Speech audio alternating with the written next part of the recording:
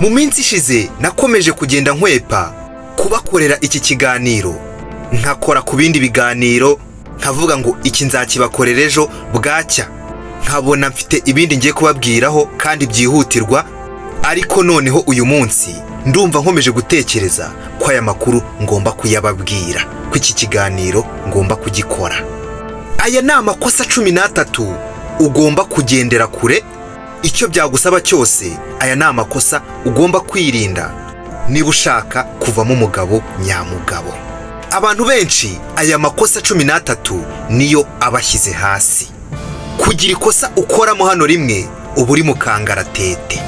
Ndagira ngo waba umuntu mukuru, noneho cyane cyane byagera ku rubyiruko bwo, igira hino utera agatebe wicare wumve aya makosa utagomba gukora, kuko aya makosa niyo abantu bose bari kwisangamo, akangiza ubuzima bwabo rugikubita. Niba ushaka ahazaza heza, niba ushaka ubuzima bwiza, rekeraho kwiyangiza, ahubwo tangira uha ubuzima bwawe umurongo wirinda aya makosa. Ndetse nuza kureba neza urasanga nta muntu uzakwicaza ngo akubwire ngo irinde aya makosa, ahubwo icyo uzabona urimo kugenda ujya hasi gahoro gahoro.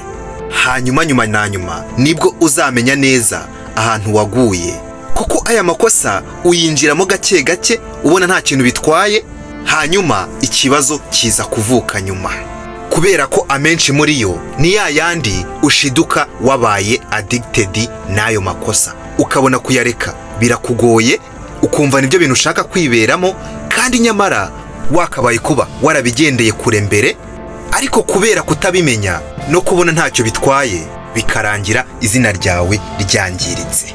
Reka ntangire mwiyumvire.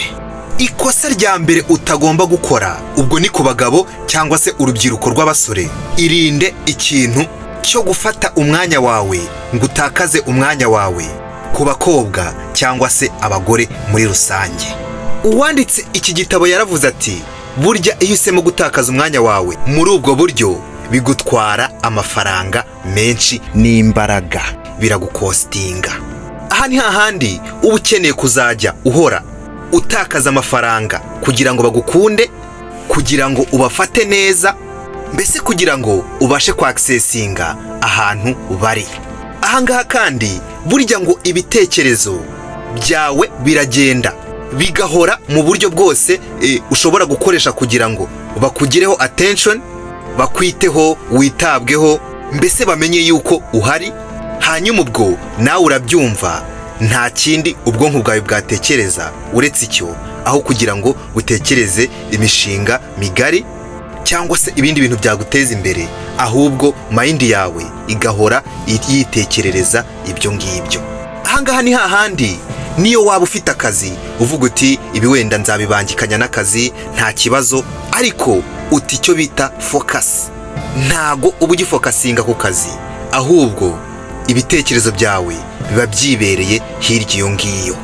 Ahangaha rero ngo burya bitangira ari gake gake, ukabiha umwanya ukavuga uti reka njye baganiriza nta kibazo, hanyuma uko ukomeza kubijyamo cyane ukazajya ukabona bibaye ubuzima bwawe, waba utabirimo ukumva nta kindi kintu wabasha gukora, hanyuma ubuzima bwawe rero bukaba burangiritse.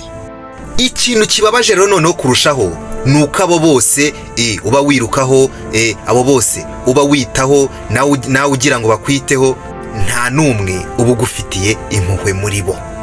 Icyo baba bagushakaho iyo bakibonye barigendera bakagusiga, kandi noneho nawe ushobora kwibeshya uti wenda nanjye icyo nabashakagaho nakibonye, ariko ibyo watekereza byose menya ko bisiga bigushenye ku rwego rukomeye, ndetse bigatuma ubatwa n'izo ngeso n'izo nzira zitakugeza ku iterambere. Icyiza burya ni ukuba ufite umukobwa umwe cyangwa se umugore umwe, kuko niwe uba ukwifuriza iterambere, kandi burya uwanyawe muri kumwe ntago yagusteresa, ahubwo aba ari umugisha gusa. Ubwo rero namwe icyo gukora muracyumva. Reka twigendere ku cya kabiri. Icya kabiri, burya uzirinde guhita usimbuka ngo ujye kwiha inshingano utaritegura ugendeye kuri puresha ukajya kwinaga mu bintu utari wategura neza. Burya niwiha ibintu byo gusimbuka ukajya gukora ibintu utari wategura neza, wenda ugendeye ku bandi cyangwa se ugendeye kuri puresha, aho kugira ngo utere imbere bizagusubiza inyuma kandi nabi cyane. Cyane cyane ubwo hari abantu ajya avuga ati imyaka yanjyanye, dore kanaka twiganye yakoze ubukwe, yarashatse abyaye kabiri, hanyuma nawe ugahita wumva ko ugomba guhita ushaka ako kanya, utitaye ko inzira zawe waciyemo n'ize yaciyemo nubwo mwiganye nyamara ziratandukanye. Burya buri muntu wese agira igihe cye kandi ntago twasubirizwa icyarimwe. Oya, muri iki gitabo bakomeza bavuga bati buriya aho kugira ngo ushake mbere ugire urugo utishimiye, wareka ukazashaka utinze ugashishoza ariko ukagira urugo rwiza wishimiye. Sinzi n'umuntu uherutse kubivuga ejo bundi kuri social media nahoze ndeba ngo buriya umufasha mwiza nubwo yaza atinze gute, iyo aje ibyishimo azana, umugisha azana mu rugo uhita wikuba inshuro nyinshi cyane wa wundi waje kare ariko nta kigenda. Burya rero uzajya ukora ikintu ari uko witeguye kandi ikintu kiri mu mwanya wacyo, mbese kiri mu mushinga wawe. Ikintu cya gatatu utagomba gukora, ikosa utagomba gukora, ntugasimbuze intego zawe ibyishimo by'akanya gato. Ntugafate imipangu yawe y'ubuzima bwawe izakubeshaho, izatuma hari icyo ugeraho mu buzima buzaza, nurangiza ngo uyisimbuze ibintu by'ibyishimo biri aho ngaho, ngo nuko wenda ugiye guseka, ngo nuko ugiye kuba uryoshya aho ngaho ufashe akaruhuko utuje. Ibyo byose jya ubanza urebe plani zawe z'igihe kirekire. Hari abantu ujya kubona ukabona ikintu ashyize imbere ni ukuryoshya, ni ubuzima bworoshye, yirwa asikororinga ku masosho media, TikTok, IG hahiye, yirwa ashaka utuvayibu turi aho ngaho ngo tw'ibyishimo, video game amasaha yose, filime reka sinakubwira. Burya ngo ibyo byose ni ibikunaniriza ubwonko, ukabyuka wumva umunaniro, nta vision, nta hazaza, ubwonko bwawe bwitekerereza ibyo bintu wirirwamo buri munsi. Ngo aho ngaho rero niho inzozi zawe zigenda zipfira gahoro gahoro utabizi, ukazajya ukabona nyine wabaye uwo muntu wirwa muri ibyo. Kuba watekereza ikintu gikomeye, ikintu wakora gikomeye, ubwonko bwawe bukaba budafite iyo kapasite kubera ibyo uhora ubugaburira. Naho ngaho rero burya ikibazo gihera. Aha ngaha rero aba bantu ubusanga badashoboye no gukemura ibibazo bikomeye, akumva icyo ashaka ni uguhora yiryohereza gusa, adashaka no guhangana n'ibibazo by'iyi si. Kandi nk'uko twabibonye, iyi si ni uguhangana. Burya niba utiteguye gukora ikidasanzwe, menya ko iyi si nayo ntago yiteguye kugira ikintu iguha. Oya, ibi rero biratugeza ku cya kane, aho ugomba kumenya kwikontorora uko byagenda kose. Burya jya umenya gukontorora ururimi rwawe, amarangamutima yawe, umenye ibyo ugomba kuvuga n'ibyo utagomba kuvuga, kandi ntugatume hari umuntu ushobora kuza akoresheje amarangamutima ngo akuyobore mu nzira udashaka, akuyobora aho ashaka. Burya biba ari agasuzuguro gakomeye cyane, ni nko kukureba mu mutwe. Wowe umuntu araje ngo arashaka yuko uvuga nabi, akagushotora, hanyuma nawe ukaza kwisanga wagiye mu murongo ashaka. Burya abagusuzuguye cyane. Ukimara kubona yuko afite ashaka gukora ibintu wowe bitakurimo, bihabanye n'ibyo uri gutekereza ako kanya, bihabanye na principe zawe ugenderaho, bihabanye na target ufite mu buzima, nta n'impamvu burya yo kongera kugira ijambo umubwira, kuko icyo nacyo bifatwa nko gutakaza igihe. Iyo ubumbuye akanwa kawe ukagira ikintu ubwira umuntu ubona atari mu murongo ushaka ubuzima bwawe. Burya rero utamenye kwikontorora, utamenye kugira discipline wowe ubwawe, menya ngo nta hantu wabugana. Ikosa rya gatanu utagomba gukora, burya uzirinde kuguza ngo kugira ngo ugaragare nk'umukire, ugaragare nk'umuntu urenze, hahandi uzasanga uguza kugira ngo ugure telefone ihenze, ugure imyenda ngo ubeho mu buzima buri class, kandi nyamara ari inguzanyo.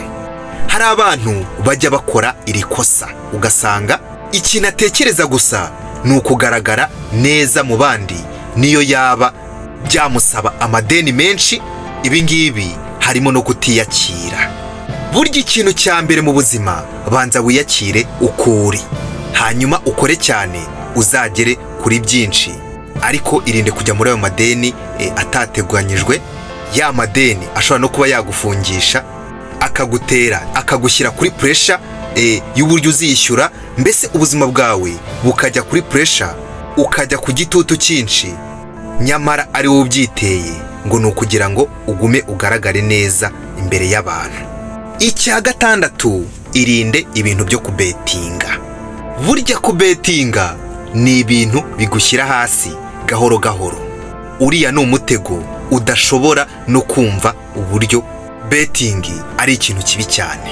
Uyu munsi ushobora kubetinga ukarya, ariko burya inshuro zikurikiraho uribwa, twa dufaranga twose uba warariye inshuro imwe bagenda batwigaruza gake gake, ukazajya ukabona ibitekerezo byawe ntushobora gutekereza kugira ikintu ukora, kugira umurimo ukora, gushora bizinesi ngo wunguke gake gake witeze imbere, cyangwa se ikindi gitekerezo cyakujyana mbere, ahubwo ukumva ko byose uzabikura muri betingi, kandi ntabwo ibyo bintu bikora. Burya betingi ikurangiza gake gake mu buryo buri financial ndetse no mu buryo buri psychological. Ubuzima bwawe buhora bwumva ko buteze amakiriro bigendeye ku mahirwe, aho kugira ngo ukure amaboko mu mufuka ukore. Kandi icyo kintu ni ikibazo gikomeye cyane. Ndetse buriya betingi ntago bayishyiriyeho gukiza abantu, oya, ahubwo uriya ni umukino ukinwa n'abantu bafite amafaranga yabo, bakabikora bameze nk'abishimisha, ariko ufashe udufaranga utezeho amakiriro ngo tujyanye muri betingi kweri. Nyabuneka ibintu bya betingi mubitekerezeho kabiri, nshuti zanjye. Ikosa rya karindwi utagomba gukora, irinde gukora tuno tuzi tubi, kano kazi usanga ari umwanda. Ibi bintu byo gusikama, cyangwa se kwa kundi usanga hari abantu biharaje ibintu byo gukina diru zo kubeshya abantu, usanga aka kazi kameze gutya kazana amafaranga menshi pe, ariko burya ni akazi k'umwanda, aho usanga uhorana ubwoba, uhorana stress, ngo none bazandega, ngo none nafatwa, ngo polisi, ribu, ibiki n'ibiki. Abantu mujya mubabona hano cyane cyane mu nce z'umujyi, abantu bigize abatubuzi, abantu barasikama bakabona amafaranga, ariko amafaranga mabi cyane utakwifuriza n'umuntu w'inshuti yawe ko yakorera amafaranga ameze uku nguku. Burya rero gukora ibi bintu nta mahoro wagira, nta cyubahiro kiba muri aka kazi, ndetse nta n'ahazaza. Burya kano kazi nta hazaza uba ufite. Ikintu cya munani ugomba gukora, cunga inshuti zawe. Uti gute rero? Burya inshuti zawe nubwo ari abantu mugendana mukorana ibintu byinshi, ariko shishoza neza yuko batari bugute mu cyobo. Niba inshuti zawe ari za zindi zikujyana mu mayoga, zikakujyana mu bakobwa gusa cyangwa se mu bagabo, ubona icyo mukora nta kindi ari ukwirwa mwangiza igihe ngo muri gushaka vibe vibe, urimo urangiza igihe cyawe. Buriya abo mugendana akenshi bagira uruhare rukomeye muwo uzaba we mu hazaza hawe. Niyo mpamvu nubona batangiye kwijandika muri ibyo bintu kandi atari wo murongo wowe ufite, icyo gukora nawe urakizi. Ikosa rya 9 utagomba gukora, rekeraho kwangiza igihe cyawe nkaho uzi ko hari igihe kizagutegereza, cyangwa se ko igihe kizaguha amasaha yawe y'umwihariko kugira ngo ugendane n'abandi. Hari abantu usanga aryamye umunsi wose, nta mupanga afite, nta cyerekezo, umunsi ugashira, icyumweru kigashira, ukwezi, umwaka, ukazahora udahinduka wimereye gutyo. Burya ahantu uzabibonera ko wakoze ikosa ni mu myaka yawe y'izabukuru. nibwo uhita umenya ko hari ikintu wakabaye kuba warakoze na mbere hose. Burya igihe nta muntu n'umwe kijya gitegereza. Icya 10, ita ku mubiri wawe. Kora agasiporo, uraho ntujye ukora siporo uri murica energy zawe, uri murica imbaraga zawe, potential uri murayishyira hasi.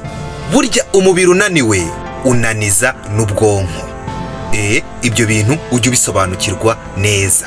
Iyo udakora siporo nta bitekerezo bizima bijya biza, ntago ubwonko bwaguka ngo burebe kure, kuko nta mbaraga buba bufite. Niyo mpamvu usanga ukabona abantu benshi bafashe gahunda yo gukora siporo ihoraho, niba ari push up 10 na sit up 10 ku munsi, akavuga ati utu tuntu ngomba kujya ntukora buri munsi, wenda mu gitondo mbere yuko njya dushe nkabanza nkaterekaho akantu. Ibi bintu birakora kandi bituma gahunda zose ukora uzikorana morale. Ngira ngo ikiza cya siporo twese dukwiye kubimenya. Ntago ari ngombwa ngo ujye gym uterura 200 cyangwa se wiruka imisozi uyimare. Oya, wivuga uti mu gitondo cyangwa se nimugoroba, niba ari ibirometero 2, ibirometero 3, wowe icyambere ni ukunyeganyeza umubiri kandi ukabikora mu buryo buhoraho, nibwo bikora. Ikintu cya 11 rero ugomba gukora, wihama mu bintu bya motivation gusa ngo uri kumva ijambo ryahindura ubuzima ama motivation speeches, ugahora muri ibyo gusa, nyamara ntuhaguruke ngo ugire ikintu wige ubumenyi bushyashya bushobora kukwishyura, ushobora gukoresha bukaba bwakwishyura amafaranga. Va mu bintu bya teori, jya muri pratique nyamuneka. Iyi si umuvuduko ifite none ahangaha. Icyo dukwiye kumenya, icyo dukwiye gukora natwe ni uguhora twiupdatinga, twiga ubumenyi bushyashya, dushaka udusertifika twa hato na hato. Njyewe ubu ngubu ako guteka marije kukibikaho mu minsi mike mu gikoni ndaba ndindwa mubi. Ubwo rero nicyo giye kugira ngo twese tujye tugira utuntu tugenda twiga nyuma wenda y'akazi cyangwa se n'ibindi bintu wenda wigiye. Ntago ibyo bintu bihagije muri iki gihe. Ubu se ka kategori A sinakibitseho, ejo bundi ushobora kuzabona ndimo nkatakata muri Kigali nkubwira nti Kimironko ni impumbi itavaho. Hanyuma kandi ntibimbuze no gukora n'ibindi, gahunda zose zikomeza zimeze neza. Reka rero twige uko bakora amafaranga, uko bakorera amafaranga.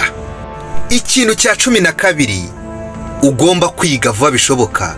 Tangira wimenyereze, wige ko ubaye uri wenyine nta kintu byagutwara, bitaguhungabanya. Hari abantu uba usanga ubuzima bwabo bukora iyo bari mu Kigali, iyo bari mu bantu.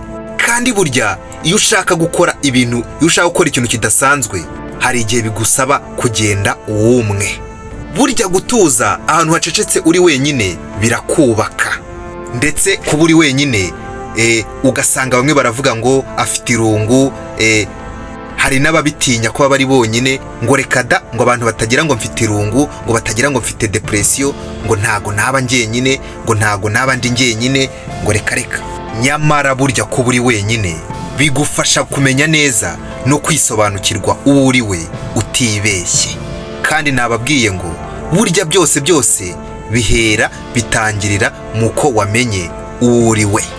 Ndetse hari ikiganiro nabakoreye kiri kuri iyi channel Ibanga Entertainment, kivuga neza ndetse kigasobanura byimbitse imbaraga bariya abantu bakunze kuba bari bonyine, bariya abantu twita ngo ni ba nyamwigendaho bakunze kuba bari bonyine. Nakoze ikiganiro kivuga burya ikintu baturusha, imbaraga bafite ndetse n'ubugenge bafite. Uze kugishaka ukirebe ucyumve, bariya abantu buriya ntibasanzwe. Nawe rero ukabura aho ngaho, ntago ujye ufata umwanya ngo uri wenyine. Tangira wige gufata umwanya uri wenyine. Ikosa rya 13, rekeraho kubaho mu buzima bw'ikinyoma. Kwa kundi usanga ku social media, WhatsApp na hehe, urimo urabeshya ngo urishimye, ubeshya ibyo wagezeho ngo urarenze. twa duposte twa hato na hato ujya kwifotoreza ahantu ngo bagire ngo ni iwawe, nyamara ari iw'abandi, ngo kugira ngo werekane ko uri class.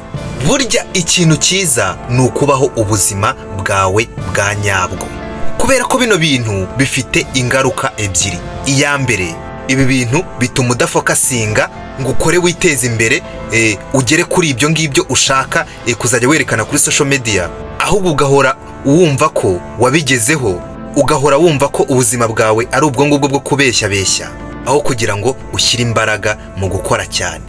Indi ngaruka rero mbi cyane inakomeye, ibi bintu bikwicira amahirwe. Ngaho ibaze niba abantu muziranye, abantu bakuzi, bazi ko uri umuntu urenze, bazi ko ufite akazi keza, bazi ko ufite akageretse, kandi ariko wifotorezamo witahira mu manegeka muri ya nzu y'akumba kamwe.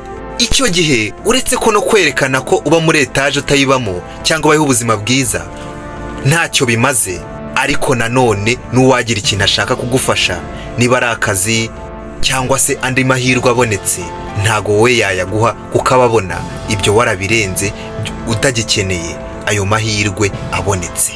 Ikindi kandi, iyo burya uvumbuwe ko ubeshya, urangirika cyane mu buryo bw'imitekerereze. Ngaho ibaze abantu bagenda bavuga yuko wumva amakuru hirya no hino bavuga ko wiyitirira utari we, ngo uri umwiyemezi uri aho ngaho gusa. Aha ngaha iyo uri umuntu ufite umutima woroshye, bikugiraho ingaruka mbi cyane. Niyo mpamvu rero uba ugomba kubyirinda hakiri kare, ntubeshye ibintu bidahari. Ese ubundi urajya kubeshyera iki? Watuje ukiyubakira ubuzima bwawe, waba unarenze unameze neza, ukareka ibikorwa byawe bikivugira, aho kugira ngo ugende ubeshya ibyo bintu mu by'ukuri bikungura iki?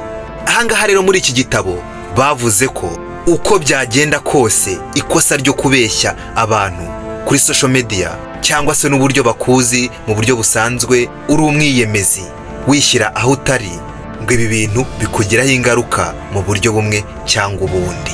Hari n'ikiganiro nigeze kubisobanuramo hano kuri iyi channel, sinzi niba mwarakibonye. Nsoza mbabwira nti rero burya nta n'umwe uzagutabara mu gihe wowe utabyikoreye. Nutitabara nta witeguye kuzaza kugufasha, yaba inshuti zawe yaba umuryango wawe. Nta n'ibintu by'amahirwe bivemo, ubundi iringire wowe ubwawe. Hitamo rero gukanguka none aha ngaha, cyangwa se ubuzima bwo ubwabwo buzakwikangurire ahazaza, kandi ibyo byo bizaba ari bibi cyane. Ntiwibagirwe gukora subscribe. Bye, ciao ciao.